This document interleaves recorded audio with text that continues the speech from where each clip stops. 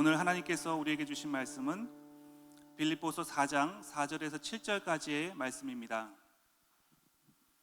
빌립보서 4장 4절에서 7절까지의 말씀을 제가 읽어드리겠습니다. 주 안에서 항상 기뻐하라. 내가 다시 말하노니 기뻐하라.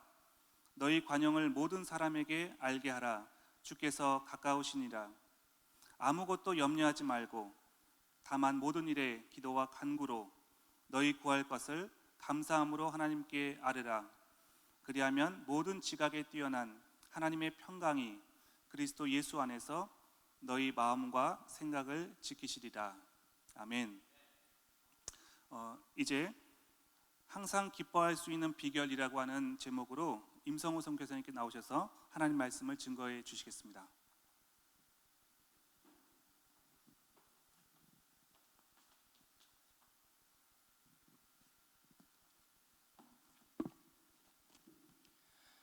할렐루야. 목요 선교 집회에 함께 하시는 성도 여러분, 또 선교사님들 주님의 이름으로 환영하고 축복합니다. 오늘 말씀을 통해서 항상 기뻐할 수 있는 비결이 우리 그리스도의 삶에서 어떻게 적용되는지를 여러분과 함께 나눠보는 시간이 되도록 하겠습니다. 본문 말씀을 우리 몇 가지 살펴보면은 동사로서 우리 크리스찬들이 해야 할 몇 가지 조건이 있습니다. 그래서 바울 사도는 그것을 이제 행하라고 요구하고 있는데요. 첫 번째, 주 안에서 항상 기뻐하라고 하십니다.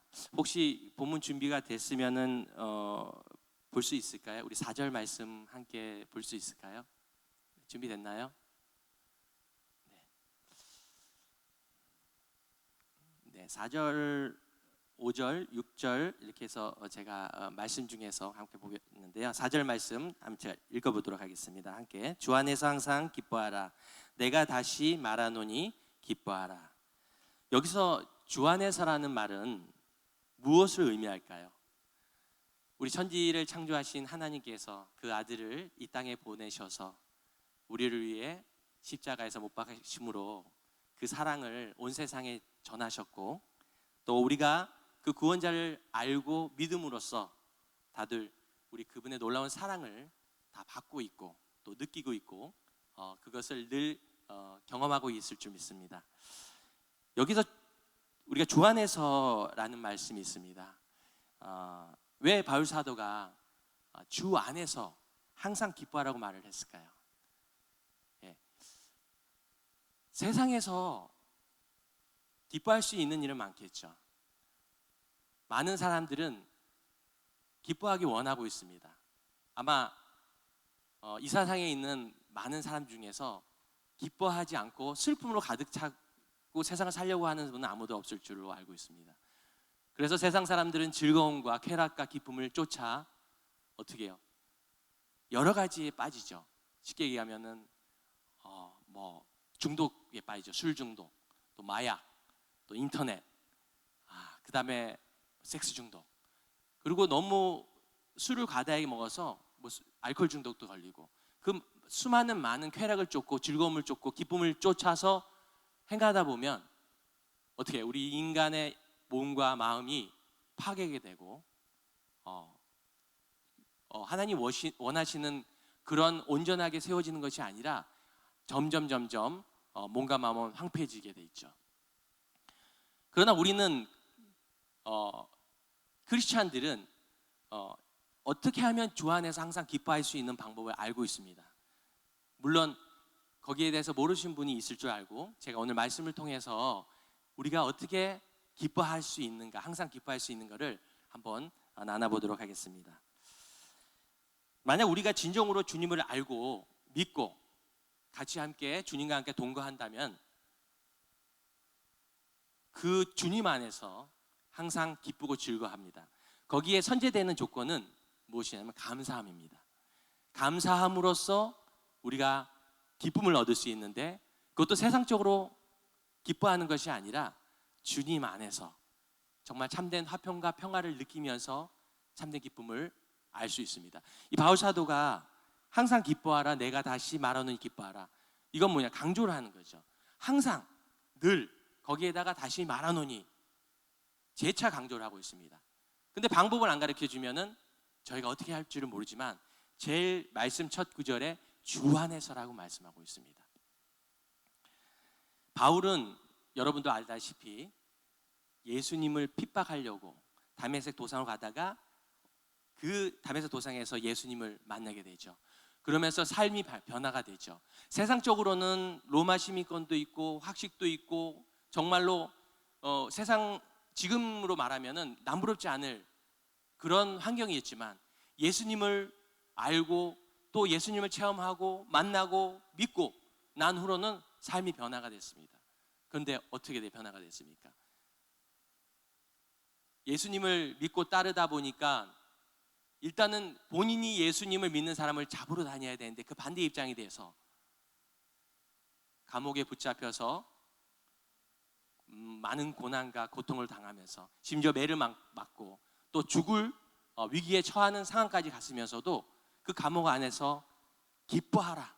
나는 감사하고 기뻐하느니 너희도 감사하며 기뻐하라고 이 빌립보서 외에도 여러 군데 성경에서 고백하고 있습니다. 바울은 우리가 볼 때 예수를 믿고 난 그 삶을 봤을 때는 정말 불행하다고 할 수 있습니다. 세상적으로는. 왜? 가정이 없죠. 와이프도 없고 아이들도 없고 또 자기의 가진 그 육체의 가시가 있었습니다. 그 고통을 통해서 하나님께 나의 그 육체적 가시 이런 고통을 없애달라고 기도했지만 그것이 없어지지 않았죠. 그걸 통해서 바울은 그 기쁨을 승화시키기 위해서 어떻게 노력했느냐? 주 안에서 내가 받은 은혜의 족하니 그것을 통해서 기쁨으로써 다시 바꿀 수 있는 그런 능력을 가지게 됐습니다. 우리가 하나님께서 받은 은혜가 바울에게만 있는 것이 아니라 바로 우리에게도 주어졌습니다. 저는 2004년도에 태국 치앙마이의 그 푸른 초장에 그 MK 사역을 하러 처음으로 이제 선교지를 나가게 됐습니다. 제가 태국에 갔다가 뭐 날짜는 정확히 모르겠지만 그 MK 사역 처음 시작할 때 MK라는 것은 선교사 자녀들을 부모의 입장에서 돌봐주는 그런 사역인데 그 치앙마이 푸른 초장 가서 아이들을 첫날 받을 때 어떤 일이 일어나냐면 우리 저번 주까지 우리 한국도 그 홍수 피해로서 굉장히 어려움을 많이 겪은 지역이 많이 있었습니다. 근데 제가 그 TV를 봤을 때 정말 마음이 뭉클하고 제가 정말 당한 그런 입장을 느꼈습니다. 그 이유는 치앙마이에 가서 처음 사역을 했는데 아이들을 봤는데 그때 60년 만에 그러니까 태국에서 60년 만에 가장 큰 비가 내려서 저희가 있는 그 그 하우스가 1층이 다 차고 2층 거의 2층까지 물이 올라오게 됐어요. 근데 거기가 12명 정도에서 15명 정도로 생활하는 그런 숙소였기 때문에 아이들은 한 명씩 이제 숙소에 입소하기 시작했고 비는 계속 오기 시작했고 그래서 처음에는 아이들이 이제 오면서 비가 오니까 물이 막 차고 하니까 막 재밌다고 즐거우면서 물장난도 치고 하다가 물이 이제 집에 들어와서 TV, 세탁기, 전자제품을 이제 덮치를 할 때 너무 불안해지기 시작한 거예요. 왜냐하면 전기가 합선이 된다 하면 전기도 나갈 뿐더러 불도 날 수 있기 때문에 그래서 그때부터는 정신을 차리고 냉장고도 그때 아마 3개 정도 있었을 거예요. 아이들하고 냉장고 옮기고 세탁기 옮기고 처음엔 중간층까지 옮기다가 나중에 물이 1층까지 쳐서 2층까지 옮기고 그런데 그때 정신이 없다 보니까 원래 태국은 그렇게 비가 물날 리가 많구나 생각을 하고 정신없이 했어요. 근데 나중에 알고 봤더니 60년 만에 물이 그렇게 처음으로 홍수가 덮친 걸 하더라고요. 물이 가득 찼습니다. 그러고 나서 5일이 지나서 물이 빠지고 나서 어떻게 할 수가 없어서 나가게 되는데 물이 차다 보니까 아이들 초등학교 5학년부터 고등학교 3학년까지 숙소에 있었고 저희 아들은 딸이 둘이 있었는데 5살짜리 아이와 초등학교 1학년 8살짜리 아이가 있었습니다. 그 아이들을 업고 나가려 해도 물이 꽉 차서 나갈 수가 없는 거예요. 근데 한 5일 정도 지나니까 소방차가 오더라고요. 그래서 소방차를 타고 나갔습니다.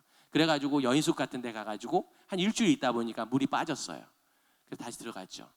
물이 빠져 들어가서 뭐 청소를 했죠. 아이들하고 청소를 했죠. 아이들은 막 즐겁다고 막 깨구리도 나고 막 뭐 여러 가지 동물, 뱀도 나오고 막 여러 가지 파충류도 나온 상황에서 막 소리를 지르면서 청소를 하고, 또 전자제품 같은 것도 펌프 같은 것도 수리해야 되고, 또 물탱크가 천장에 있는 것이 아니라 옥상에 있는 것이 아니라 지하에 묻어 있다 보니까 거기 물탱크도 청소를 한 3번 4번 하고, 그러다 보니까 한 일주일 청소하다 보니까 이제 안정적으로 좀 깨끗하게 됐어요. 그러고 나서 이제 저녁이 되니까 예배를 드리려고 하다 보니까 또 비가 오기 시작한 거예요. 하나님도 무심하시지. 우리가 비가 와서 청소하기 전에 비가 안 왔으면은 청소도 안 했을 텐데, 다 청소를 하고 나서 이제 좀 쉬려고 했을 때 또 비가 온 거예요. 비가 와서 또 똑같은 현상이 일어났습니다. 그래서 또 소방차 타고 또 나갔습니다. 그래서 또 다시 들어왔습니다. 또 다시 청소를 하고 수리를 하고 뭐 정리를 하고 이랬는데, 또 마지막 날 비가 오기 시작해서 이것을 3번이나 반복했습니다.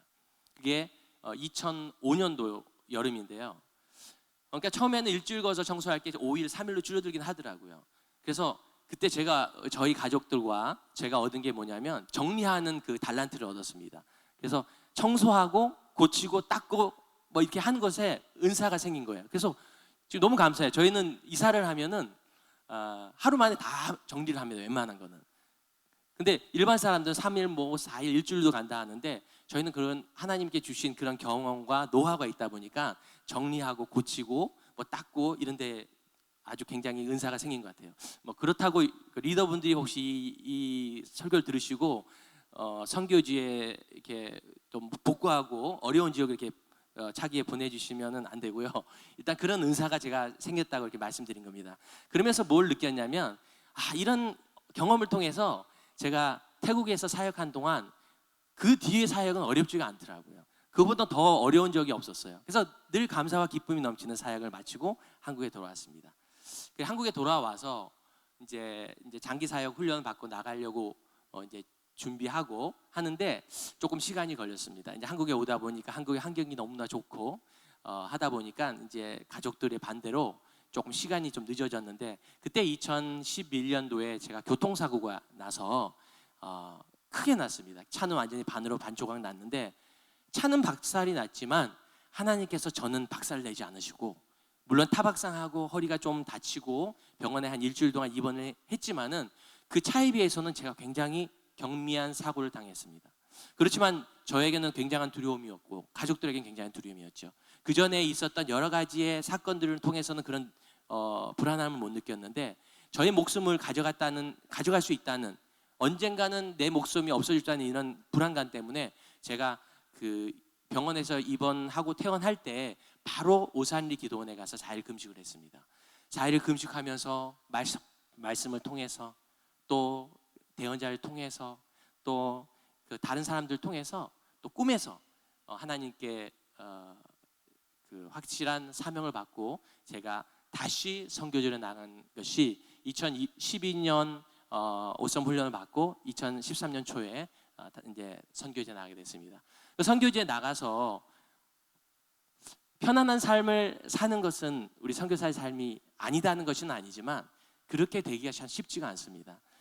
나가가지고 언어에 대한 부담감, 또 오토바이를 타고 다니다 보니까 여러 크고 작은 사고가 났고, 또 몇 가지 생각나는 걸 얘기하면은 다리가 부서져서 이렇게 내려앉았어요. 그래서 수술을 해야 됐는데 돈을 좀 아끼려고 좀 좋은 병원에 가고 외국 병원에 가면 되는데, 그 로컬 병원에 가서 수술하다가 제가 심장이 정지가 됐습니다. 심장이. 그 상황까지 얘기하면 너무 길 것 같아서 심정지가 돼서 하늘나라 문 앞에까지 갔다 온 경험도 있었고, 그 다음에 제가 5년 전, 6년 전에 그 소수민족 마을에서 사역하러 갔다가 전갈, 맞죠? 전갈한테 물렸습니다. 그 혹시 화면에 있나요? 제가 보내드렸는데 그 사진이 있나 모르겠네요. 있으면 띄워주시고요. 제가 사진이 하나 있어서 보내드렸는데, 그 지금 사진에 나왔으면 그 사진에 나온 화면이 저희 다리를 물러서, 제가 그때 정말 이제 제가 하늘나라 가는구나 생각을 했는데, 그때 이 목선에서 기도를 해줬다는 것을 며칠 후에 들었습니다. 근데 제가 얘기를 안 했는데 어떻게 그렇게 정보만이 갔는지, 저는 이제 여러 가지 사고를 당했어도 잘 이렇게 도구를 잘 하는 스타일도 아니고 잘 못하는 스타일입니다. 그냥 기도만 하고 저희가 이렇게 해결하고 막 하나님을 의지할 뿐인데 어떻게 목선에서 기도하고 있다는 소식을 듣고 며칠 만에 회복이 됐습니다. 근데 제가 그 당시에 선교지에 2년인가 3년 정도 되는 텀에 정갈에 물렸는데 사실 너무 열정적으로 사역하다 보니까 그때 힘이 너무 많이 빠졌었어요. 좀 지쳐 있는 상황에서 정갈에 물리니까 그 정갈 독이 몸에 퍼지면서 왜 그 뱀의 독을 먹으면은 몸이 아주 건강해진다는 그런 얘기가 있죠. 근데 그게 거짓말이 아니더라고요. 저한테는 그때 거의 죽을 수 있는 환경이었죠. 얼굴이 막 퍼지고 몸이 막 붓고 열은 뭐 45도로 오르고 막 제정신이 아니에요. 무슨 말을 했는지도 몰라요. 그런 상황 속에서 그 독을 물고 거의 제가 한 2, 3년을 다시 청년의 몸으로 돌아가지고 사역을 했던 것 같아요. 그래서 하나님께서 독을 주셨어도 그 독을 통해서 더욱 건강을 회복시켜 줘서 제가 이렇게 앞에 나와서 설교도 하고 힘있게 사역을 할 수 있었던 것 같습니다. 그러니까 제가 항상 기뻐하는 거 말에 선행돼야 하는 것이 바로 감사하는 거라 얘기했죠. 근데 바울의 상황과 제 상황을 봤을 때는 전혀 감사할 상황이 아니에요. 왜 다리가 부서져가지고 지금도 핀이 박혀 있는데 6개의 핀 중에서 하나는 부러져가지고 빼지 못해서 핀이 박혀 있습니다. 아마 제가 이 핀을 뽑으려면 다리를 잘라내서 이 핀을 뽑아야 된다 하더라고요. 그래서 그냥 놔두기를 하고 바울도 흔적을 갖고 있었는데 나도 흔적을 갖고 있다 싶어서 지금 나사가 하나가 다리가 박혀 있습니다. 물론 비가 왔을 때 좀 쑤시고 하지만 지금 활동하는 데는 전혀 지장이 없습니다. 근데 그걸 통해서 정갈의 물림을 통해서 또 사고를 통해서 심장이 멎었다가 다시 살아나면서 어떤 생각을 가졌냐면 하나님을 원망하는 것이 아니라 하나님께 감사가 나오는 거예요. 제가 죽을 수 있는 환경들이 여러 번 있었지만 하나님께서는 저를 다시 살려서 다시 저를 사용하시고 또 저를 더 힘있게 쓸 수 있다는 것을 믿음을 갖게 된 거죠. 그래서 제가 거기에 대한 감사함을 느꼈고 또한 그 경험을 통해서 이렇게 여러분들한테 제가 간증도 할 수 있지만 누구를 만났을 때도 죽음이 두렵지가 않는 거예요. 네. 코로나도 사실은 뭐 두려워할 수도 있겠지만 두렵지는 않습니다. 하나님께서 언젠가는 불려가실 거고 불려가면 하나님의 나라 가서 영원토록 같이 살 수 있다는 기쁨과 그 다음에 그것을 통해서 제가 하나님께 영광을 돌릴 수 있다면 언제든지 죽을 각오가 되어 있는 거죠. 저뿐만 아니라 많은 선교사님들은 죽으면 죽으리라는 그런 마음으로 아마 선교지에 갔을 걸로 생각됩니다. 그리고 지금도 그렇게 살아가고 있다고 저는 믿어 의심치 않습니다. 그리고 한번 마지막으로 제가 이제 작년에 이제 8월 중순쯤에 이제 그 아우리치 팀이 마지막 아우리치 팀이 왔을 때 제가 댕기열에 걸렸습니다. 댕기열이 그렇게 무서운지 정말 몰랐어요. 그러니까 거의 일주일 동안 인사불성이 됐습니다. 전 죽는 줄 알았어요. 몸이. 왜냐하면 그 다리 수술할 때 제가 그 심장이 먹으면서 그런 죽었다는 그 경험을 했기 때문에. 근데 하나님 또 살려주시는 거예요. 네, 제가 오늘 말씀이 좀 간증을 하다 보니까 격하게 얘기할 수 있지만 제가 사실을 그대로 얘기하는 겁니다. 근데 지금은 건강합니다. 지금은 건강하고 거의 다 회복이 됐습니다. 그러면서 그 선교지뿐만 아니라 많은 그 어려운 환경 속에 있는 사람들을 이해하게 됐고 이번에 물난리가 났을 때도 내가 직접 당한 그런 물난리처럼 기도하게 되고 당장이라도 내려가서 도와주고 싶고 막 그런 마음이 생기는 거예요. 불쌍한 사람 보면 도와주고 싶은 그런 마음이겠죠. 저는 어렸을 때 그 아버님이 사업을 3번 하시다가 3번이 다 망하셨어요. 그래서 더 이상 회복시킬 수 없는 그런 상황에 왔을 때 그때가 바로 제 사춘기였습니다. 중3 때. 고1 사이인데 가장 어렸을 때가 제가 중3부터 고등학교 3학년 때까지가 가장 어려운 시기였는데 그때는 뭐 먹을 거 없는 거는 당연하지만 집에 가면은 빚쟁이들이라든지 또 집안 분위기가 너무 안 좋았어요. 어지럽고 정신없고 분위기도 그렇고 마음이 너무 괴로웠어요. 그래서 제가 피난할 때는 어디냐면 학교 갔다 와서 집에 잠시 가서 씻고 교회 갔죠. 그 교회 가서 뭐 합니까? 기도하죠. 물론 교회 가서 기도만 하는 건 아니죠. 찬양도 드리죠. 또 예배 때마다 예배 드리죠. 그래서 제가 중3 때부터 고3 때까지는 거의 집부덤 교회에서 살았던 시간이 더 많았던 것 같아요.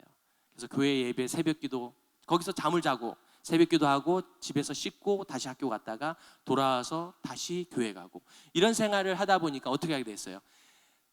저의 모든 무겁고 힘든 짐들을 다 하나님께 맡기는 그런 방법을 깨닫게 된 거예요. 주 안에서 함께 할 수 있는 방법이 그때 터득이 된 거예요. 오늘 바울 사도가 주 안에서 항상 기뻐하라, 내가 다시 말하노니 기뻐하라, 이 말씀이 그 당시에 제가 말씀을 몰랐어도 깨닫게 되고 체험하게 된 거예요. 그러니까 교회에 와서 있으면 너무 평안한 거예요. 그리고 나의 그 모든 무거운 짐들을 하나님께 의탁해 놓으니까 생각이 안 나는 거예요. 그 기도하면서, 특히 저는 찬양을 좋아합니다. 제가 찬양을 좋고 음악을 좋아하다 보니까 대학교를 음대를 가고 싶었어요. 근데 형편이, 아버님 사망해서 형편이 어렵다 보니까 그렇게 될 수가 없죠.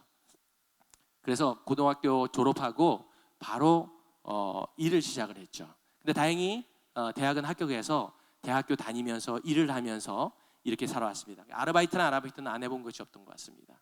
그리고 그런 중에 제가 어떤 꿈이 있었냐면요, 고등학교 때 그 당시에는 사실은 뭐 믿음이 뭐 좋지도 않고 깊지도 않다 보니까 음악을 해서 세상적으로 이렇게 싱어송라이터를 하죠.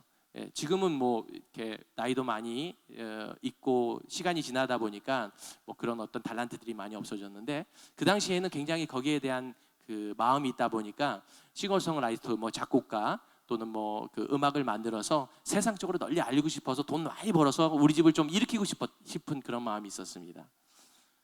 그런데 하나님께서 그 길을 열어주시지 않으시더라고요. 정말 간절해서 기도도 많이 했습니다. 근데 집안 형편이 풀리지가 않더라고요. 오히려 더 어렵게 빠지고 하더라고요. 근데 대학교 2학년 때 1988년, 제가 87학번입니다. 1987학번인데 88년도에 굿라이프 음악선교단이라고 선교단이 있습니다. 선교하는 단체인데 음악으로 선교합니다. 사형리 갖고 선교하고 또 간증, 찬양으로. 거기서 연락이 왔습니다. 친구를 통해서. 물론 그 당시에 제가 실력이 안 됐습니다. 굉장히 수준 높은 팀이고 지금 최명자, 그다음에 최영덕 간사님, 뭐 그 최영덕 간사님 같은 건 가사 제자 사무라, 뭐 달리다곰, 그 나의 등 뒤에서 이런 찬양을 작곡하신 분인데 그런 분들도 다 저희 선배님이신데, 그 팀에 들어가서 한 2년 동안 열심히 사역을 했습니다. 그때 아르바이트하고 학교 다니고 또 찬양 집회 가고 이런 생활을 하다 보니까 제가 지금 몸무게에 비해서 한 24kg가 줄어든 것 같아요. 그 당시 54kg까지 갔습니다. 그건 어떻게 알게 됐냐면, 이제 그 형편이 어렵다 보니까 제가 이제 아르바이트를 하더라도 대학 가고 생활하기엔 너무 벅찬 생활이었습니다. 그러다 보니까 그 군에 가서 좀 있다가 돌아오자 싶어서 이제 그 신검을 받았죠. 근데 신검을 받는데 그 의사가 심각한 얼굴로 병원에 한번 가보라 하더라고요. 엑스레이 꼭 찍어보라고. 그래서 저는 바로 그 다음날 못 갔습니다. 왜냐하면 그때 그 선교 집회가 있어서, 찬양 집회가 있어서 바로는 못 갔고, 며칠 있다가 갔더니 제가 폐렴에 걸린 거예요. 근데 지금은 폐렴하면 뭐 약 먹고 의료 원체 발달됐으니까 그래 큰 병이 아니지만 32년 전에 88, 9년 정도 되거든요. 그때는 저는 잘 몰랐어요. TV나 영화에서 보면 폐병 걸려서 피통하면 죽는 그런 병을 알았죠. 그래서 저는 그때 내가 죽을 수 있다는 것을 처음으로 느꼈습니다. 그리고 어머니한테, 아버님한테 아버님은 지금 안 계셨습니다. 왜냐하면 사업을 실패해서 이렇게 이제 피신해로 오랫동안 피신하고 집에 안 들어왔기 때문에 어머니한테 얘기할 그런 마음이 안 생긴 거예요. 왜냐하면 어머니, 막내 아들이 어머니보다 더 먼저 간다는 그런 말 입에 안 나오는 거예요. 근데 그때 제가 무엇을 느꼈냐면, 만약에 지금 같고 뭐 선교사로서 있을 때면은 그런 담대하게 받아들이지만, 그 당시 어렸을 때는 제가 죽는다는 그런 마음에 너무 마음이 괴로운 거예요. 근데 방법이 있잖아요. 중고등학교 때 제가 터득한 게 뭐예요? 모든 걱정과 근심은 다 주님 앞에 맡겨두라는 그런 것을 제가 경험을 했잖아요. 그래서 제가 그 다음부터는 주님께 맡기면서 기도하며 신앙 고백을 했습니다. 그때 제가 찬양팀에 있다 보니까 곡을 하나 만들었습니다. 그래서 89년도에, 그러니까 32년도 된 곡인데 오래된 곡이고 올드 찬양이라고 생각하시는데, 그 찬양을 한번 드리고 싶습니다. 그 이유는 제가 그 어렵고 힘들고 할 때 이겨낼 수 있는 방법 중에 하나가 찬양으로 그것을 이겨내고 기뻐할 수 있는 그런 방법이 중에 하나가 이제 저는 찬양을 드리는 겁니다. 같이 반주 준비됐으면 찬양 한번 드릴까요?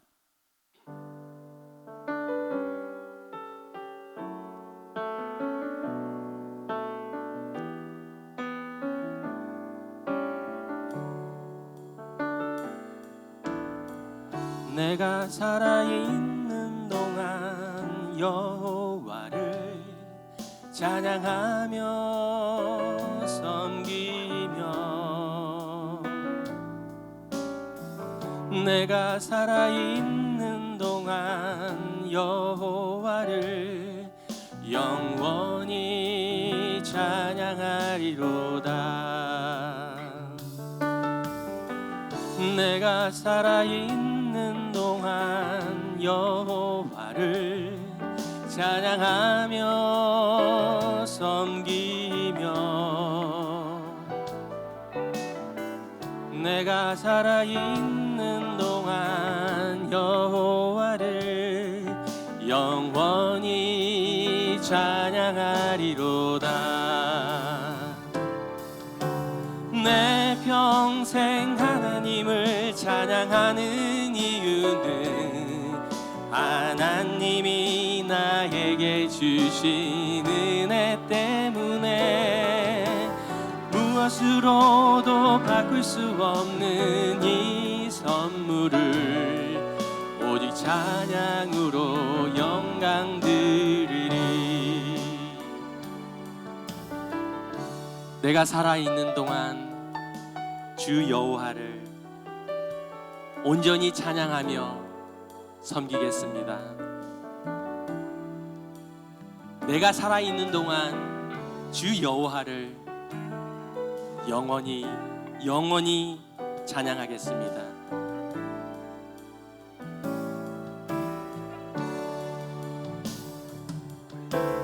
내 평생 하나님을 찬양하는 이유는 하나님이 나에게 주신 은혜 때문에 무엇으로도 바꿀 수 없는 이 선물을 오직 찬양으로 영광 돌리리. 내 평생 하나님을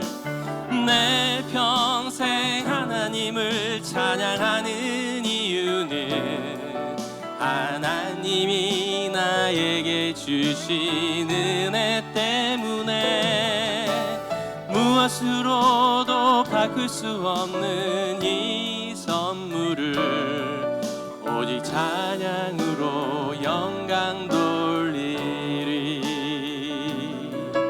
오직 찬양으로 영광 돌리리. 네, 아멘.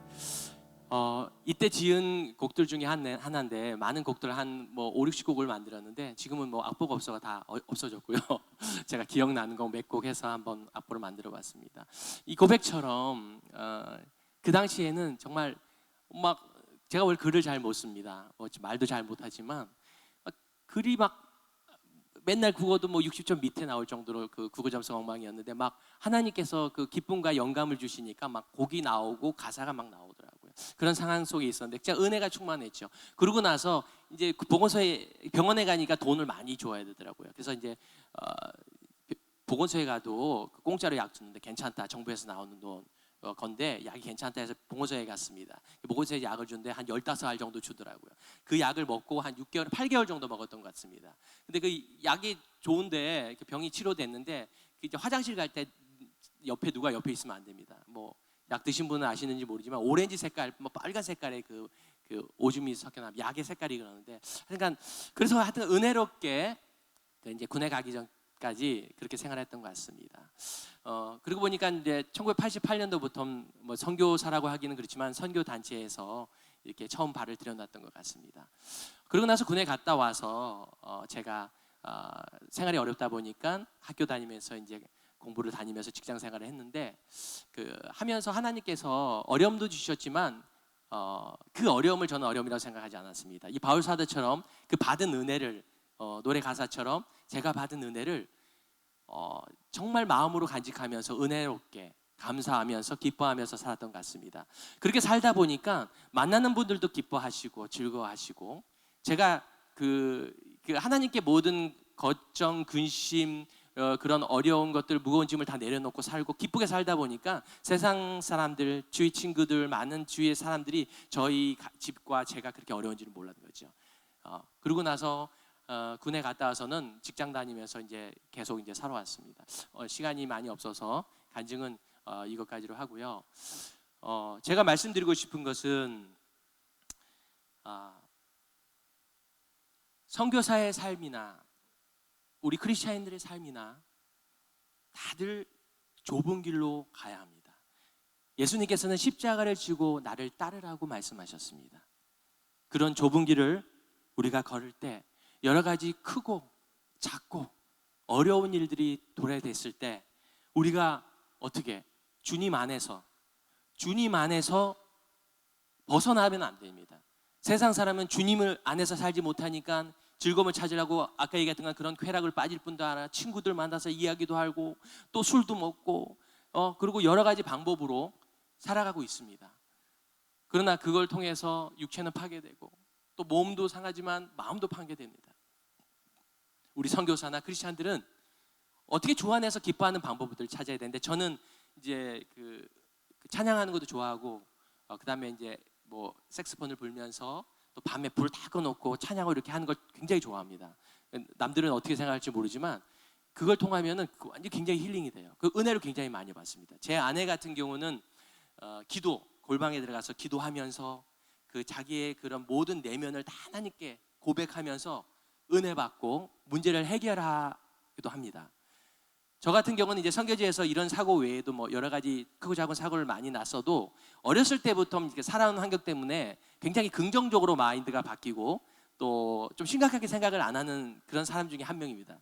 그러다 보니까 제가 뭐 다리가 부러져 수술하고 또 정갈에 물려서도 좀 사람들한테 알리지를 않았는데 우리 제 아내 같은 경우는 어떻게 이제 그 해결하느냐 방법을 얘기해 드리는 겁니다. 이제 기도와 이제 말씀 중에서 거하는데 그 기도에 집중을 하면서 막 오랜 시간을 골방에서 기도를 하면 기도를 하고 나면 얼굴이 막 환해집니다.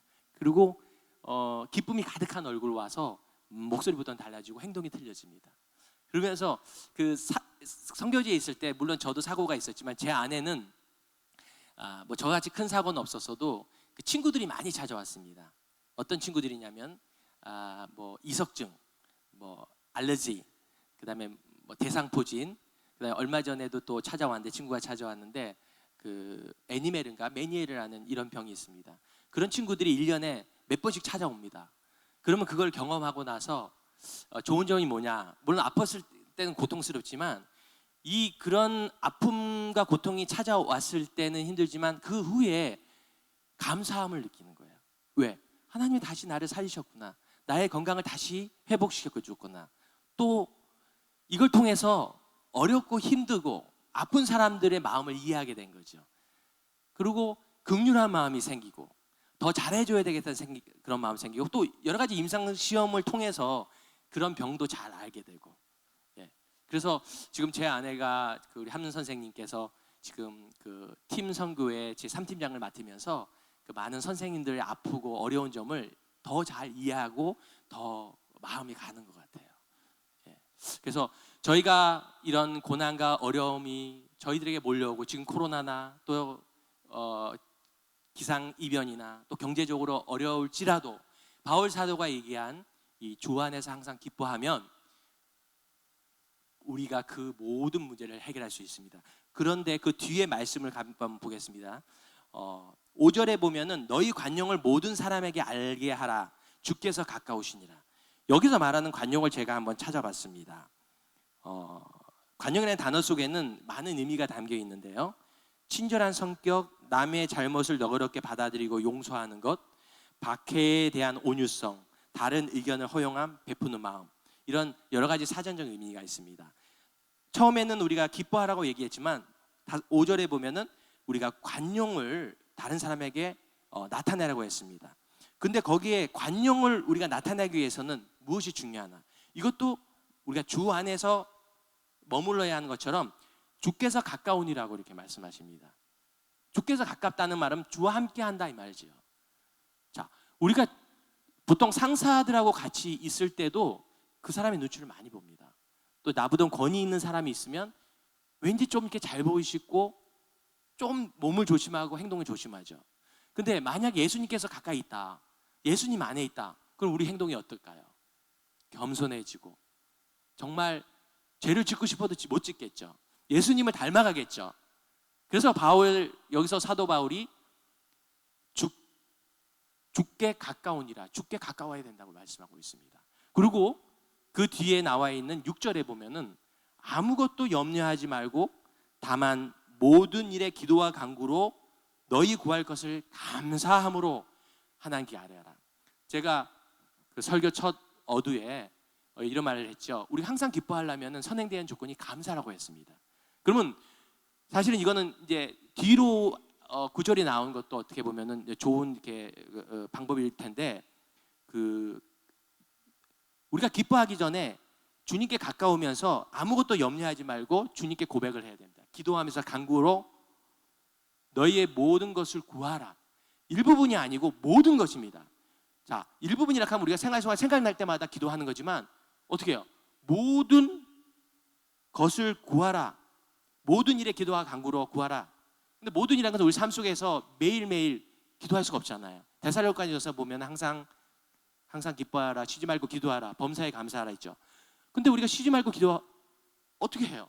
생활을 해야 돼. 일도 해야 되고 공부도 해야 되고 다른 일들이 너무 많은데, 이것은 제가 생각해 보면은 하나님의 임재 안에서 주님과 늘 함께하면서 같이 함께하는 거죠. 그러면 우리 옆에 친구가 있든지 옆에 뭐 가까운 사람이 있을 때 그냥 스스로 이렇게 앞에서만 얘기해도 옆에서 다 들리죠. 그런 것처럼 내 옆에 내 안에 주님께서 계시면 늘 얘기하는 거예요. 주님과 함께 얘기를 하는 거예요. 그게 바로 쉬지 말고 기도하라는 것입니다. 그것이 바로 모든 일에 기도와 간구로 아뢰라는 것입니다. 우리 성경 구절 한번 보도록 하겠습니다. 시편 100편에 보면은 제가 읽겠습니다. 다윗은 감사함으로 그분에 들어가고 찬송하면서 그들에 들어가라고 말하고 있습니다. 우리가 어떤 상황에 처해질지라도 감사함을 잊으면 안 되고 늘 우리를 사랑하시는 그분을 찾고 문을 두드리며 들어가야 됩니다. 그리고 함께 거하야 됩니다. 주님 안에 있어야 됩니다. 주님과 가까이 있어야 됩니다. 그렇게 되면 어떻게 돼요?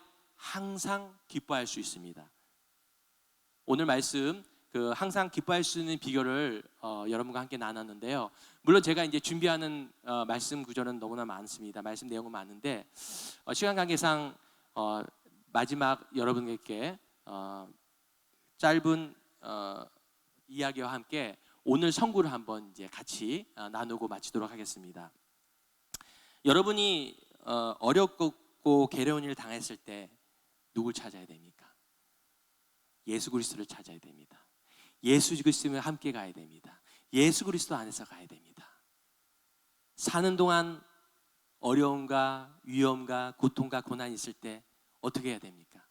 주 안에서 걸어야 됩니다. 주와 함께 같이 가야 됩니다. 또 주님께 모든 일을 간구하고 모든 것들을 의탁해야 됩니다. 이 말씀을 잊지 않고 오늘 그 말씀을 같이 한번 읽어보겠는데요. 제가 저번 주에 이 말씀을 준비하면서 너무 부족하더라고요. 그래서 사실 설교를 이렇게 하다 보면은 저도 이렇게 좋은 설교 말씀 들어도 3일, 4일 지나면 잊어버립니다. 요즘엔 더 짧아지더라고요.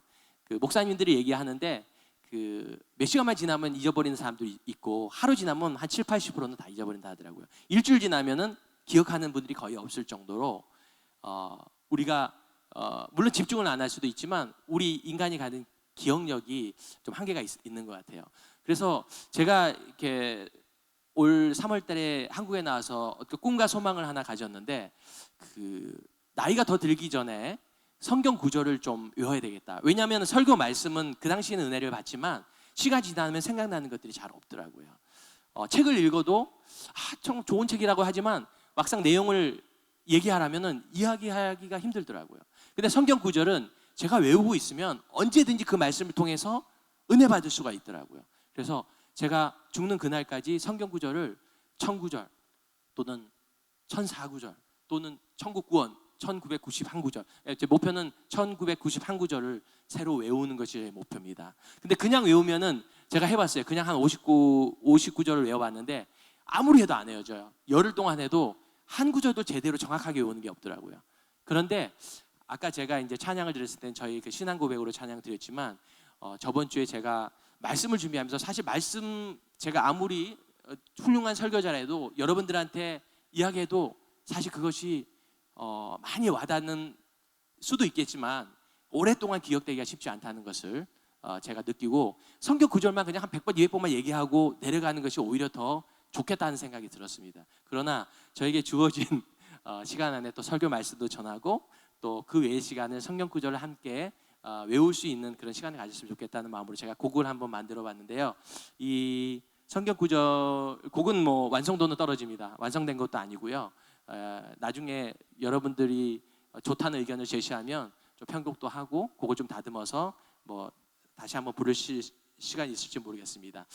같이 한번 우리 밴드 팀에 맞춰서 이 성경 구절을 함께 외우고 마음으로 외우고 또 그 마음으로 외운 것을 간직하면서 이번 한 주, 한 달 또 평생이 갔으면 좋겠습니다. 우리 항상 기뻐하는 마음으로 찬양 드리도록 하겠습니다.